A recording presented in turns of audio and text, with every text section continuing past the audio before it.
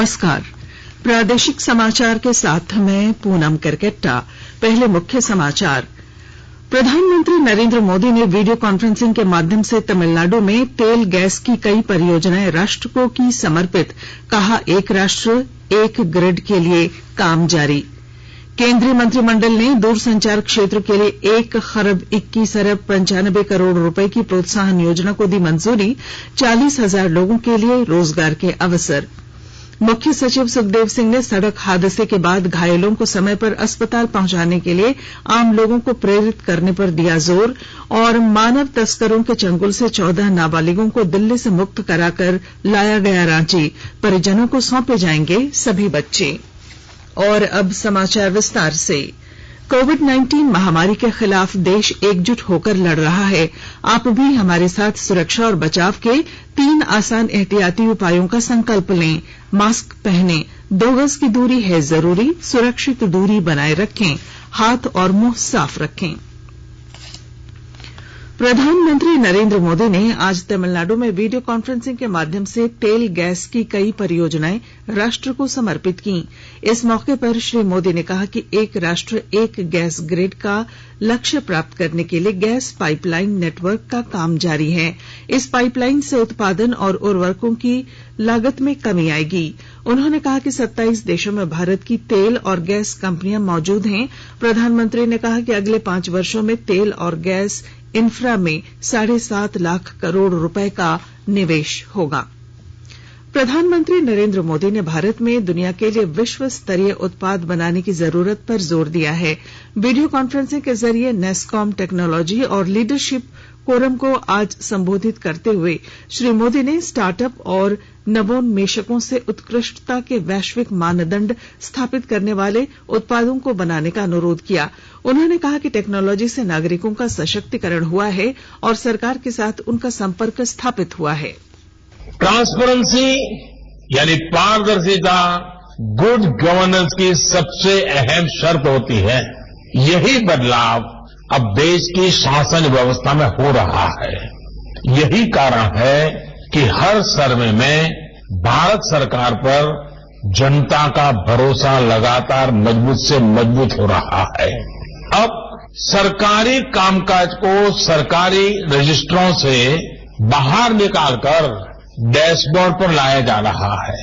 प्रयास ये है कि सरकार और सरकारी विभाग की हर गतिविधि को देश का सामान्य नागरिक अपने फोन पर देख सके। जो भी काम हो वो देश के सामने हो। केंद्रीय मंत्रिमंडल ने दूरसंचार क्षेत्र के लिए उत्पादन से जुड़ी प्रोत्साहन योजना को आज मंजूरी दे दी। मंत्रिमंडल की बैठक के बाद इलेक्ट्रॉनिक और सूचना प्रौद्योगिकी मंत्री रविशंकर प्रसाद ने संवाददाताओं को बताया कि दूरसंचार क्षेत्र के लिए इस योजना के तहत 1 खरब 21 अरब 95 करोड़ रुपए मंजूर किए गए हैं। श्री प्रसाद ने कहा कि इससे 40,000 लोगों को प्रत्यक्ष और अप्रत्यक्ष रोजगार मिलेंगे। मंत्रिमंडल ने किशोर न्याय देखभाल और बाल संरक्षण अधिनियम 2015 में संशोधन को भी स्वीकृति दी। महिला और बाल विकास मंत्री स्मृति ईरानी ने बताया कि इस संशोधन से जिलाधिकारियों के साथ साथ अपर जिलाधिकारी भी प्रत्येक जिले में किशोर न्याय अधिनियम लागू करने वाली एजेंसियों के कामकाज की निगरानी कर सकेंगे। पुलिस महानिदेशक नीरज कुमार सिन्हा ने आज लोहरदगा पहुंचकर नक्सलियों के खिलाफ चलाए जा रहे अभियान की समीक्षा की। इस दौरान उन्होंने कहा कि नक्सली किसी भी कीमत पर बख्शे नहीं जाएंगे। आपको मालूम हो कि लोहरदगा जिले के उग्रवाद प्रभावित सेरेंगदाग में कल आईईडी ब्लास्ट में एक जवान शहीद हो गया था। लोहरदगा के नक्सल विरोधी अभियान के दौरान आईईडी ब्लास्ट में कल शहीद हुए जवान दुलेश्वर परास का आज उनके पैतृक गांव गुमला जिले के जारी प्रखंड स्थित कटिम्बा में राजकीय सम्मान के साथ अंतिम संस्कार कर दिया गया। इससे पहले शहीद जवान का शव पहुंचने पर गांव का माहौल गमगीन हो गया। राज्य के श्रम मंत्री सत्यानंद भोक्ता ने आज चतरा जिले के नक्सल प्रभावित प्रतापपुर प्रखंड में एक पुल निर्माण कार्य का शिलान्यास किया। जोरी प्रतापपुर मुख्य मार्ग पर स्थित नदी पर 84 लाख रुपए की लागत से इस पुल का निर्माण किया जाएगा। इस मौके पर श्री भोक्ता ने कहा कि पुल का निर्माण होने के बाद विकास योजनाओं को और भी गति मिलेगी। जामताड़ा जिले के हर घर तक जल्द नल से जल उपलब्ध कराने के लिए विभाग द्वारा जरूरी कदम उठाए जा रहे हैं। विस्तृत ब्यौरे के साथ हमारे संवाददाता। जामताड़ा जिले के हर घर तक जल्द नल से शुद्ध पेयजल उपलब्ध कराया जाएगा।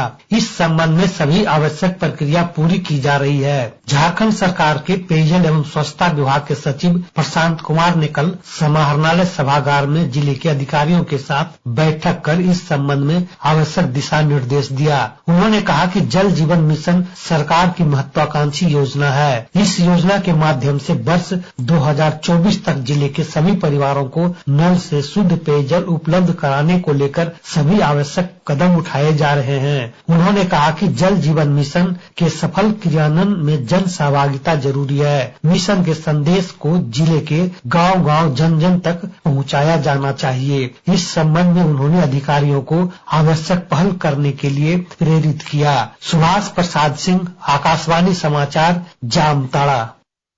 मुख्यमंत्री हेमंत सोरेन ने आज शहीद वीर बुधु भगत की जयंती पर उनकी तस्वीर पर माल्यार्पण कर उन्हें श्रद्धांजलि अर्पित की। इस मौके पर श्री सोरेन ने कहा कि आज वीर बुधु भगत की 229वीं जयंती मनाना पूरे झारखंड के लिए गौरव की बात है। मुख्यमंत्री ने कहा कि 1857 के स्वतंत्रता संग्राम के पहले 1832 में ही झारखंड में अंग्रेजी हुकूमत के खिलाफ वीर बुधु भगत ने क्रांति का शंखनाद किया। यह क्रांति इतिहास के पन्नों में लरका विद्रोह के नाम से दर्ज है। पश्चिमी सिंहभूम जिले में जिला खनिज निधि ट्रस्ट की राशि से विभिन्न योजनाओं को धरातल पर उतारा जाएगा। यह निर्णय मंत्री जोबा मांझी की अध्यक्षता में जिला खनिज निधि ट्रस्ट की आज हुई बैठक में लिया गया। बैठक के बाद मंत्री जोबा मांझी ने बताया कि ग्रामीण क्षेत्र के विकास को लेकर व्यवस्थित ढंग से राशि खर्च की जाएगी। वहीं उपायुक्त अरवा राजकमल ने बताया कि ट्रस्ट की राशि खर्च करने के लिए ग्राम सभाओं के माध्यम से प्रस्ताव पारित किया जाएगा। आकाशवाणी के ताजा तरीन समाचारों के लिए आप हमारी वेबसाइट newsonair.com पर लॉग ऑन कर सकते हैं। ताजा समाचार Twitter handle @AIR News Alerts और Facebook page all India radio news पर भी उपलब्ध हैं। आप प्रादेशिक समाचार एकांश के ट्विटर हैंडल @AIR News _ और Facebook page AIR News Ranchi के अलावा YouTube channel AIR News Ranchi पर भी हमारे बुलेटिन सुन सकते हैं।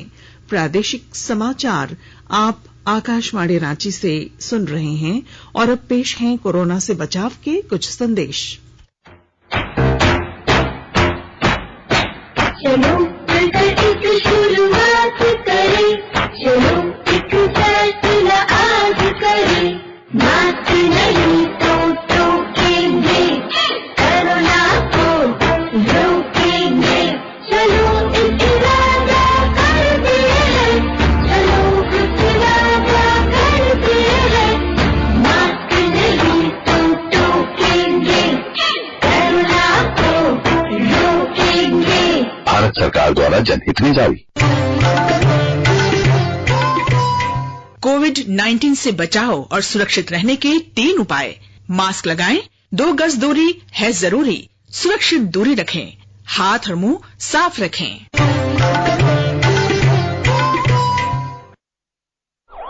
हर साल लाखों लोग सड़क दुर्घटनाओं की वजह से अपनों से दूर हो जाते हैं। इस 18 जनवरी से 17 फरवरी नेशनल रोड सेफ्टी मंथ में आइए हम संकल्प लें कि सड़क पर पैदल चलते हुए 2 व्हीलर या 4 व्हीलर ड्राइव करते समय ट्रैफिक के इन नियमों का पालन अवश्य करें। जेब्रा क्रॉसिंग का इस्तेमाल करें। गाड़ी चलाते समय ओवर स्पीडिंग ना करें। अपनी गाड़ी मोड़ते समय ब्लिंकर्स का इस्तेमाल अवश्य करें। 2 पहिया वाहन चलाते समय मोबाइल का इस्तेमाल करना दंडनीय अपराध है। 18 साल से कम उम्र के बच्चों को मोटरसाइकिल या कार चलाना गैर कानूनी है। आपके बच्चों की सुरक्षा की जिम्मेदारी आपकी है। छोटी उम्र में गाड़ी देकर बच्चों के जीवन को खतरे में न डालें। कार चलाते समय सीट बेल्ट का और 2 पहिया वाहन चलाते समय हेलमेट का इस्तेमाल जरूर करें। सड़क दुर्घटना में घायल होने वाले किसी भी व्यक्ति की यथासंभव सहायता करें। अपने सामाजिक दायित्व का पालन करते हुए उन्हें प्राथमिक उपचार देकर जल्द से जल्द अस्पताल ले जाएं। परिवहन विभाग झारखंड सरकार द्वारा जनहित में प्रसारित। प्रादेशिक समाचार में आपका फिर स्वागत है। राज्य के मुख्य सचिव सुखदेव सिंह ने कहा है कि यातायात नियमों का पालन कराना हमारी प्राथमिकता होनी चाहिए। सुचारू व्यवस्था के लिए कानून का डर भी जरूरी है। श्री सिंह आज झारखंड मंत्रालय में परिवहन विभाग की ओर से सड़क सुरक्षा को लेकर आयोजित कार्यशाला में बोल रहे थे। उन्होंने यातायात सुरक्षा से जुड़े सभी विभागों को समन्वय के साथ काम करते हुए एक एसओपी बनाने का निर्देश दिया। झारखंड में कोरोना से स्वस्थ होने की दर बढ़कर 98.7% पहुंच गई है। राज्य में कुल संक्रमितों की संख्या 1,19,394 में से 1,17,850 लोग ठीक हुए हैं। वहीं दूसरी ओर सक्रिय मामलों की संख्या अब केवल 408 रह गई है। खूंटी जिले में कोरोना वैक्सीनेशन को लेकर मिशन मोड पर काम किया जा रहा है। स्वास्थ्य कर्मियों और अग्रिम पंक्ति के लोगों को पहले और दूसरे चरण के टीकाकरण का लक्ष्य प्रतिदिन 100 निर्धारित किया गया है, लेकिन इससे ज्यादा लोगों को टीके लगाए जा रहे हैं। केंद्र सरकार ने कहा है कि अब तक देश में लगभग 90 लाख लोगों को कोविड के टीके लगाए गए। इनमें 64 लाख से अधिक स्वास्थ्यकर्मी तथा 25 लाख से अधिक अग्रिम पंक्ति के कर्मचारी शामिल हैं। देश में कोरोना संक्रमण से ठीक होने की दर 97.33% हो गई है। पिछले 24 घंटों में 11,833 लोग कोविड से ठीक हो चुके हैं।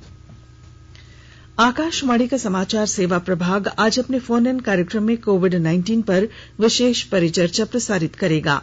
रांची के वरिष्ठ चिकित्सक राजेश जायसवाल चर्चा में भाग लेंगे। श्रोता टोल फ्री नंबर 1800-115767 पर विशेषज्ञों से सवाल पूछ सकते हैं।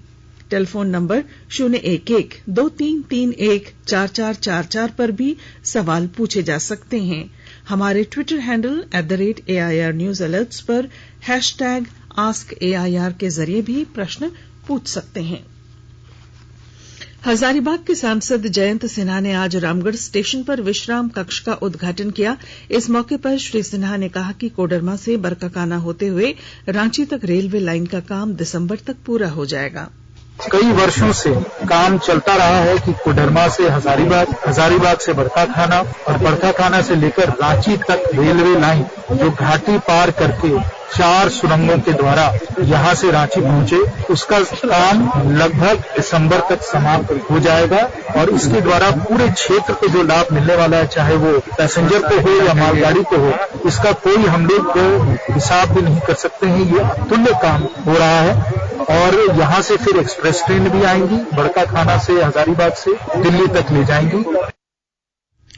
कार्यक्रम के दौरान डीआरएम नीरज अंबष्ट ने बताया कि बरकाकाना रांची रेल लाइन का काम प्रगति पर है। मानव तस्करी के चंगुल से झारखंड के 14 नाबालिगों को मुक्त कराकर आज दिल्ली से रांची लाया गया। इनमें 12 लड़कियां और 2 लड़के शामिल हैं। सभी नाबालिगों को गरीब रथ एक्सप्रेस ट्रेन से रांची लाया गया और चाइल्ड वेलफेयर कमेटी के समक्ष पेश किया गया। इन्हें अपने माता पिता को सौंप दिया जाएगा।